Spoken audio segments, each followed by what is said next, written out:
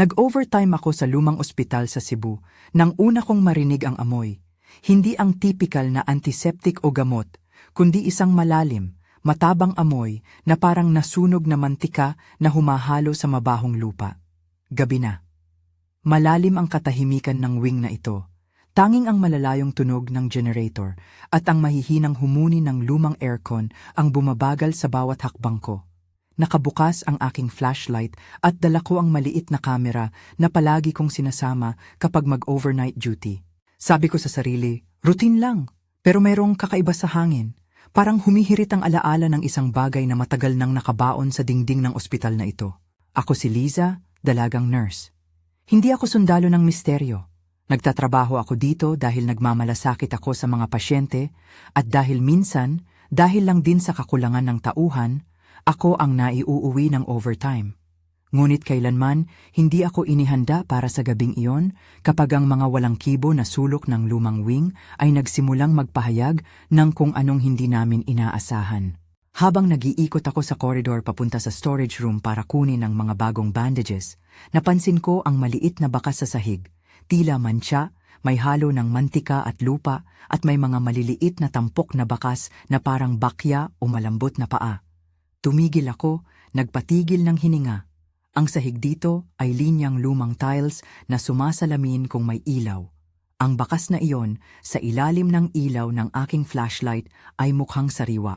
Hindi ako madali nahihirapan maniwala sa mga bagay na hindi maipaliwanag. Pero bilang nurse, hindi ko pinapayagan ang emosyon na mamayani bago ko suriin ang ebidensya. Sa isang sulok ng storage room, may natagpo ang sako, maliit, na tabingi, na natakpan ng lumang kumot. Nang hilahin ko ang kumot, sumingaw ang kakaibang amoy na una kong nabanggit. May pagkakakilatis ako. Ito ay amoy ng protina na naghihiwalay, naghalo sa mantika at lupa. Hindi ako mag-eksperto sa forensic, pero alam kong may dapat gawin agad. I-isolate ang lugar, i-document, tawagan ng security at ilista ang mga eyewitness. Hindi ko inasahan na ang maliit na sako na iyon ang magiging sentro ng isang seryosong investigasyon na magtutulak sa komunidad at sa batas sa magkabilang dulo. Kung ito ang unang narinig ninyo tungkol dito, manood muna kayo hanggang matapos ang unang bahagi. Kung gusto ninyo ng update sa kaso, mag-subscribe na. Ilalagay namin ang paraan kung paano magsusumit ng ebidensya sa description. Mabilis kong tinawagan ng security. Dumating si Kapitan Dado, hindi ang kapitan ng barangay sa labas, kundi ang kapitan ng ospital, isang lalaking matibay ngunit may mapagkumbabang tindig. Kasama niya ang matandang tagabantay ng ospital, si Lola Inday, na halos kilala ko na rin dahil sa mahabang serbisyo niya dito. Ang mga mata ni Lola Inday, may halong pag-aalala at pagkagulat, ay parang may bit-bit na kwento na matagal nang nakabaon sa loob ng lumang wing. May dalang maliit na lampara ang kapitan at mabilis nilang siniyasat ang sako habang ako naman ay nagsimulang kumuha ng litrato, mag-record ng video at magsulat ng mga detalye. Hindi namin buksan agad ang sako. Bilang nurse, alam ko ang kahalagahan ng chain of custody. Ang bawat sample, bawat item, dapat angkop ang record kung sino ang humawak, kailan at saan dinala. Ito ay hindi lang biro. Kung magsasampa man ang kaso, kung kukunin ng forensics ang bagay na ito, dapat perpekto ang pagkakarecord. Kaya habang naghihintay kami ng mas matamis na kandado at isang tamang evidence bag, kinuha ko ang lahat ng larawan, overviews, close-ups, scale photos. Inilagay namin ang perimeter tape at naglagay ng maliit na sign na hazard evidence. Hindi maganda ang pakiramdam na parang krimen ang nangyari sa loob ng ospital namin, pero kailangang umiwas sa pag-emosyon at sundin ang protocol. Kumuha ako ng short interviews, hindi na live, ngunit nakarecord sa phone. Si Mang Ramon, ang may-ari ng maliit na kantin sa gilid ng ospital, ang unang nagsabing may nakita siyang tao na nangingitlog sa paligid ng lumang wing 3 araw ang nakalipas. Si Bernadette naman, dating clearance staff ng ospital na napabalik lang kamakailan bilang volunteer cleaner, ay napansin na may lumalakad sa paligid ng gabi. Ang mga sagot nila, saling linaw at mabigat dahil sa emosyon. Murag katawhan nga dili ingon tawo, sabi ni Mang Ramon, sabay dampi ng kamay sa kaniyang dibdib. Dili ako magbibigay ng hatol, Ang mga salitang gaya nito ay nagmumula sa takot at lokal na alamat, at kailangan natin silang i-contextualize. Tinawag namin si Pulis Mateo at si Dr. Cruz, forensics mula sa lungsod. Hindi madali kunin ang consent at mag-ayos ng logistics para sa isang forensic team na maglalabas sa loob ng isang lumang ospital. Ngunit nakarating din sila. Si Dr. Cruz ay mahinahon at ipakikita ang isang propesyonal na pag-iisip sa gitna ng emosyon. Lumapit siya, umamoy sa hangin, tumingin sa sako mula sa malayo at sinabi lamang, "Kailangan natin ng sample at dapat controlled ang proseso." Inilahad niya ng malinaw kung bakit mahalaga ang chain of custody. Walang single point of failure, dokumentadong daloy mula sa site hanggang sa lab, at tamang packaging ng bawat sample upang maiwasan ang kontaminasyon. Habang hinihintay namin ang opisyal na pagkuha ng sample, nakaramdam ako ng kakaibang pagkagulat. Sa corridor, ang CCTV ng lumang wing ay may isang maliit, lumang sistema na hawak ng hospital admin. May mga lumang frames na kami na-download at naparollback namin hanggang sa hating gabi. Ang unang frame na nakapukaw ng pansin ay isang anino na dumaan sa koridor bandang 0012. Ang anino ay humihinto, parang tumingin sa kamera. Hindi malinaw ang detalye dahil grainy ang footage, pero may isang corner frame na nagpapakita ng isang babae. May kakaibang paglalakad, at sa hindi inaasahang sandali, siya ay tumingin diretso sa lens at ngumiti. Hindi kami agad nag-claim na supernatural ang footage. Marami ang pwedeng magpahiwatig ng trick of light, lens flare o simpleng pag-uugali ng tao. Ngunit may kakaibang emosyon na pumuslit sa amin. Takot, pagkawalang iba at isang hangaring malaman kung sino iyon. Dito nagsimula ang seryosong paghahanda. Hindi sapat ang haka-haka o panakot ng alamat. Bilang nurse at bilang isang responsableng mamamayan, alam kong ang tama rito ay imbestigahan ng maayos at sundin ang proseso. Nagplano kami ng stakeout kasama ang pulis at ang forensics. Hulog namin ang posibilidad na may tao lamang na gumagawa ng gulo o baka may ligaw na hayop o baka isang insidente na may manual na paliwanag. Ngunit dahil na rin sa tinatawag ng mga residente na mga lumang alamat, naging delikado rin ang komunidad. May takot na lumalim at magresulta sa vigilante reaction kung hindi maipapakita ang ebidensya at hindi maaayos ang komunikasyon. Bago ang stakeout, nag-setup kami. Inilagay namin ang bait, isang bagong sako na may halong lumang tela at kaunting dumi. Sapat upang mag-anyaya, ngunit hindi napaka-provocative.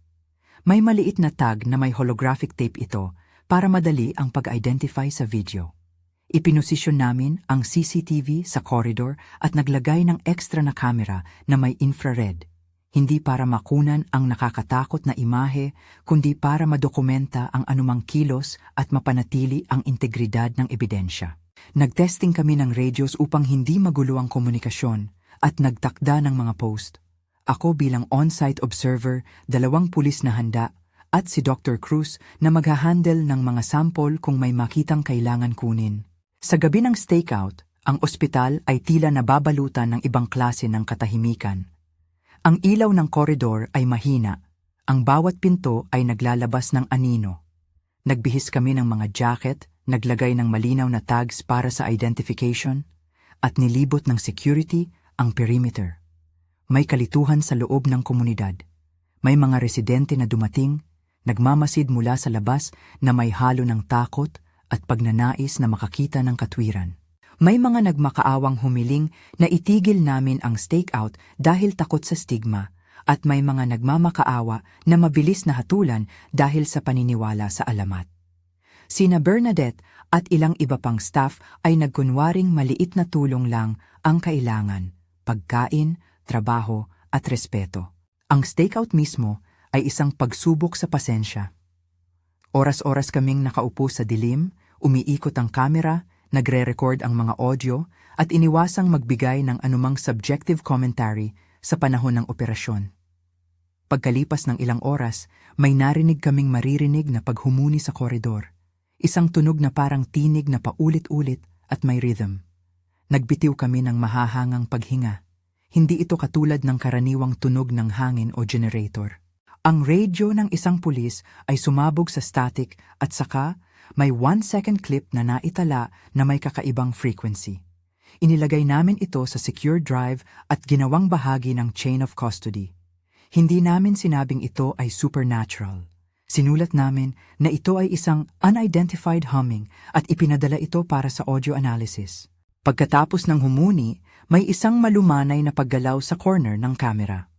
Ang infrared feed ay nagpakita ng konturang isang babae na dahan-dahang lumalakad. Malayo ang detalye, ngunit hindi maalis ang paningin niya sa kamera. Noon, lumapit siya, humarap, at sa isang sandali na tila hindi mapatunayan ng lohika, isang mahinang ngiti ang bumuo sa mukha niya. May maliliit na pagkasunog sa kanyang balat, gaya ng nagpapahiwatig ng pagkatupok ng material. Ngunit bago kami makagalaw, ang figura ay naglaho patungo sa side door na dati naming sinara at nilock.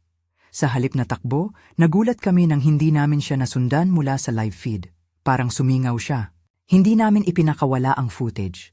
May bahagi ng video na hindi namin piniling i-upload dahil ito ay sensitibo at maaaring magdulot ng panibagong hysteria.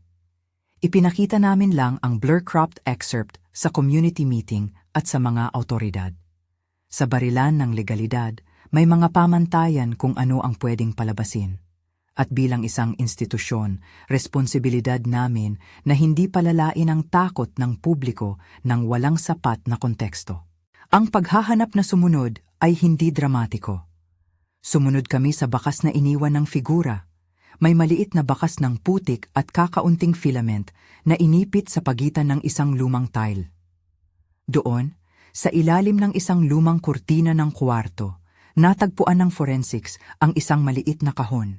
Inipit, may sinulid at mga maliit na artifact na hindi agad naunawaan. Hinawakan ni Dr. Cruz ang kahon gamit ang sterile gloves at inilagay agad sa evidence bag. Sinuri ang filament at lumabas na organic ang ilang bahagi nito.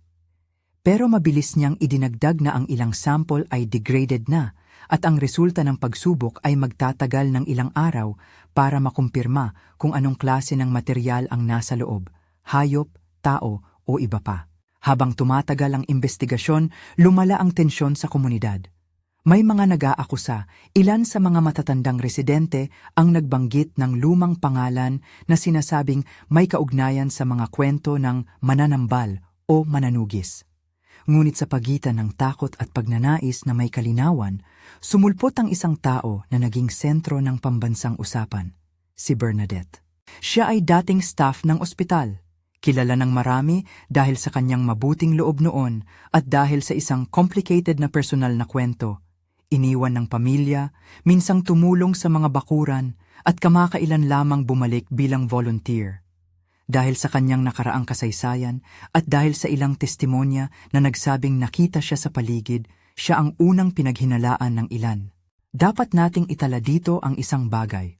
Ang hatol sa isang tao, lalo na sa isang tao na mayroon ng kahinaan sa buhay, ay hindi dapat mabilis. Marami sa mga nagmamadali sa hatol ang nakalimot sa isang bagay na tatawagin nating due process. Sa aming dokumentasyon, malinaw naming inilagay na si Bernadette ay isang subject ng interes, hindi isang kriminal na hinatulan. Nang arestuhin siya, sinunod ang tamang legal na proseso, pagkumpiska, pagkuha ng pirma ng arresting officer at pagdulog sa korte. Si Pulis Mateo ang naglunsad ng wahing hakbang at siniguro na ang lahat ng proseso ay nakarecord.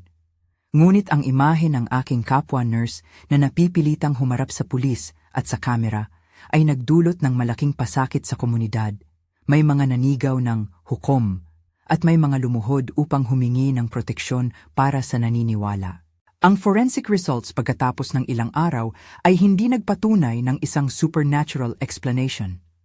Ang analysis ng organikong material ay nagpakita ng pagkakaroon ng proteinang nagmumula sa hayop at sa mga microbial content na inaasahan sa degraded biological matter. May mga fragments na hindi madaling i-identify dahil sa advanced decomposition at environmental factors. Si Dr. Cruz ay malinaw at maingat. Hindi ito nagbibigay ng ebidensya na supernatural ang pinagmulan.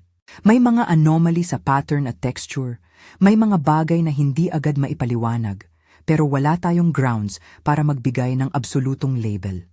Ito ang mahirap. Ang ebidensya ay hindi laging nagtuturo ng malinaw na sagot. Ang pagkukulang ng ebidensya, hindi nangangahulugang ang isang tao ay malinis agad. At ang takot ay maaaring mamayani kapag walang malinaw na paliwanag. Sa korte, ang kaso ay nagtuloy. May mga naakusahan dahil sa paglabag sa paghalaw ng bagay sa compound at sa ilang minor charges. Si Bernadette ay dinala sa hearing. Sa parehong panahon, lumitaw din ang mga testimonya na may nagpatunay sa kaniyang pagkatao at integridad, mga pasyente na nagpasalamat sa kanya noon at mga kasamahang staff na nagbahagi ng mga sandaling nagtulong siya nang hindi humihingi ng balik. Dahil sa kakulangan ng matibay na ebidensya at dahil sa mga mitigating circumstances na ipinakita ng depensa, napagpasyahan ng korte na magkaroon ng conditional release at probation si Bernadette. Hindi ito perpektong resolusyon. Para sa ilan, ito ay tanda ng pagkabigo ng sistema. Para sa iba, ito ay isang maliit na tagumpay para sa karapatang pantao at legal na katumpakan. Ang komunidad ay nahati, may mga nagsasabing hindi makatarungan ang outcome at may mga naniniwala na ang proseso ang dapat igalang.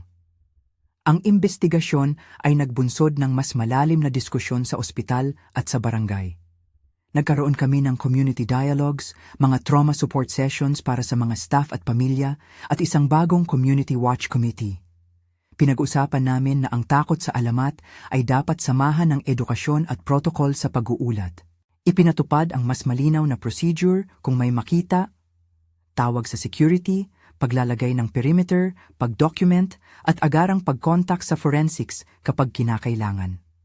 Bilang nurse, ako mismo ang nagboluntaryo na manguna sa isang maliit na team na magbibigay ng health check-up at psychosocial support sa mga naapektuhan.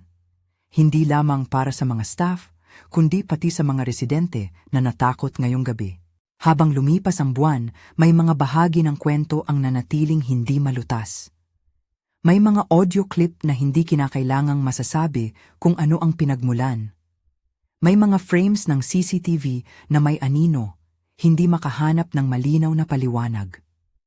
Ang ilang artifact ay nanatiling unidentified, isang termino na nagdulot ng mga haka-haka. Ngunit may isang bagay na lumabas sa proseso na higit pa sa mga resulta. Ang commitment ng komunidad na suportahan ang mga taong nasa laylayan. Si Bernadette, sa ilalim ng probation, ay nagkaroon ng pagkakataon na magtrabaho muli bilang volunteer sa ilalim ng supervision. Hindi ito pagbabalik sa dating posisyon, ngunit isang hakbang sa pagbuo ng tiwala. May mga workshop ng trauma-informed care na binuo ng ospital kasama ang Municipal Health Office. Sa huli, ang alaala ng gabing iyon ay hindi lang tungkol sa kung may nakita kaming hindi maipaliwanag. Ito ay tungkol sa kung paano namin hinarap ang takot, sa pamamagitan ng dokumento, sa pamamagitan ng forensics, at higit sa lahat, sa pamamagitan ng pagprotekta sa karapatan ng bawat tao sa komunidad. Ang lumang ospital na iyon, na puno ng alikabok ng nakaraan at mga kwento na sinimulan ng mga lumang residente, ay naging larangan ng pagtuturo. Natuto kami na hindi basta-basta maghusga. Natuto kami na dapat may malinaw na ebidensya bago maglagay ng paratang. At natuto rin ang komunidad na ang mythology ng isang lugar ay maaaring magdala ng puwersa, hindi lamang sa pagpapasindak, kundi sa pagpapagaling o pagwasak. Kung may ebidensya kayo, kung may footage o audio na hindi raw alam kung saan ilalagay, magpadala ng maingat. Ististash ang orihinal na file, huwag i-compress ng sobra at ilagay ang metadata, oras, lugar at kung sino ang nag-record dahil ito ang magpapatibay sa chain of custody. Ilalagay namin sa description ang email kung saan maaari mag-submit ang sinumang may datos. Huwag mag-forward ng walang pag-iingat, ang maling impormasyon ay nakasasama. Ang akala ng marami kapag narinig ang salitang aswang o mananugis ay agad na may kasamang takot at pananggi. Ngunit sa aming karanasan, ang pinakamahalagang sandata laban sa takot ay hindi denials o paniniwala lang. Ito ay ang proseso, magdokument, humingi ng eksperto at magbigay ng proteksyon sa mga mahina. ang lumang ospital ay nananatiling isang lugar ng alaala, ng kagalingan at ng mga pagkukulang. Ako, bilang dalagang nurse na nag-overtime, ay nagbalik sa trabaho na may bagong pananaw. Ang katotohanan ay maaaring hindi gaanong romantiko o gaanong nakakatakot kaysa sa alamat, ngunit ito ang dapat nating habulin. Kung nais ninyong makatanggap ng update tungkol sa kaso, mag-subscribe at i-like ang channel. At kung mayroon kayong ebidensya na maaaring makatulong sa investigasyon, ipadala ito sa email na nakalagay sa description. I-share din sa iba na maaaring magkaroon ng mahalagang impormasyon. Sa gitna ng takot at alamat, panindigan natin ang kahalagahan ng ebidensya, karapatang pantao at pagkakaisa ng komunidad. Bago ako magtapos, babalik ako sa amoy, ang amoy ng mantika at lupa na sinimulan ang gabing iyon. Tuwing pumupunta ako sa lumang wing ngayon, humihinga ako ng malalim at iniisip ang mga mukha ng mga taong naapektuhan. Si Lola Inday, na may mga kwento ng nakaraan. Si Kapitan Dado, na nagsumikap mapanatili ang kaayusan. Si Dr. Cruz, na naging tinig ng medisina at ebidensya. At si Bernadette, na naging simbolo ng komplikadong ugnayan ng takot at hustisya. Hindi namin natapos ang lahat ng tanong. Marami pa ang unidentified. Marami pa ring aims at theories. Ngunit may isang bagay na malinaw. Sa ospital na yon, habang ako ay nag-overtime, natutunan ko na ang pinakamakapangyarihang bagay laban sa takot ay hindi ang panunumbalik ng alamat, kundi ang magkasamang pagharap sa katotohanan.